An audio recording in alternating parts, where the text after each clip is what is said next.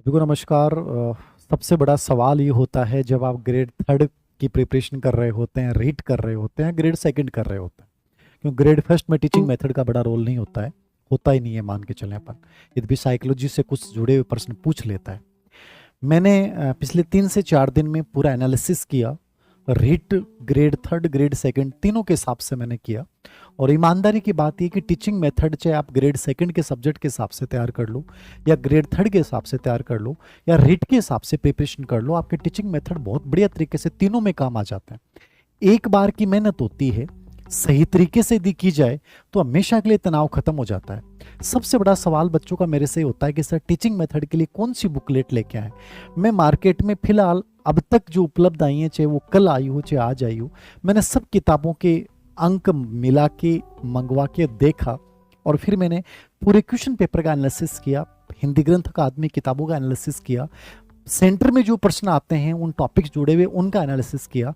और मेरे दिमाग में एक छोटी सी अवधारणा बनी कि यदि बहुत सरल तरीके से इन चीज़ों को समझा जाए, एक विषय के टीचिंग मेथड को यदि सही तरीके से तैयार कर लिया जाता है तो बाकी विषय के टीचिंग मेथड का बहुत बड़ा पार्ट तैयार हो जाता है।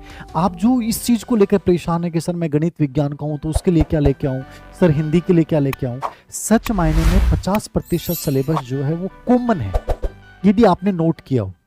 और मैं जो टीचिंग मेथड के लिए हम एक टेस्ट सीरीज का शेड्यूल बना रहे हैं, उसमें हमारा प्रयास ये है कि इन चीज़ों को इतना रिलीवेंट कर देंगे, इनसे जुड़े हुए सभी क्वेश्चंस इस प्रकार से उपलब्ध करवा देंगे कि आपको लगेगा कि यार चीज़ इतनी परेशानी वाली तो है ही नहीं जितनी हम लोगों ने सोच के बना रखी है।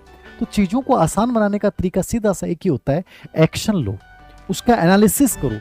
जब तक पोस्टमार्टम उसका नहीं करोगे तब तक चीजें आपके लिए बड़ी दूभर लगेंगी, बड़ी दूर दूर लगेंगी। पोस्टमार्टम करने के बाद लगता है चीजें बड़ी आसान है।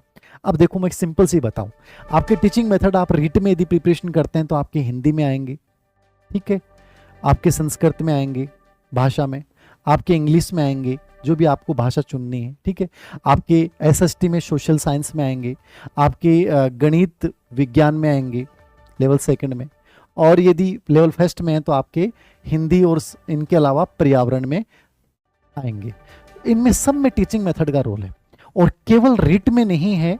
यहां से आप ग्रेड थर्ड में जाएंगे तो भी इनका वही रोल है, फिर ग्रेड सेकंड का यदि कोई सब्जेक्ट विशेष करते हैं तो भी टीचिंग मेथड का रोल है। तो जब आपको बार बार इसका सामना करना है तो फिर इससे भागने की बजाय आपको इसका एक स्थायी समाधान निकालना चाहिए, इसको अच्छे से पढ़ना चाहिए। और पढ़ने के लिए इसमें सबसे बड़ी चीज़ है, बहुत बड़े कंटेंट की आवश्यकता नहीं है। यदि आपको इन सबके टीचिंग मेथड तैयार करने हैं तो आप चाहे 50 किताबें इकट्ठी कर लेना, 10 किताबें इकट्ठी कर लेना, फिर ये प्रश्न गलत हो जाएंगे। थोड़ा सा समझ बना लोगे तो चीज़ें बड़ी आसान हो जाएंगी।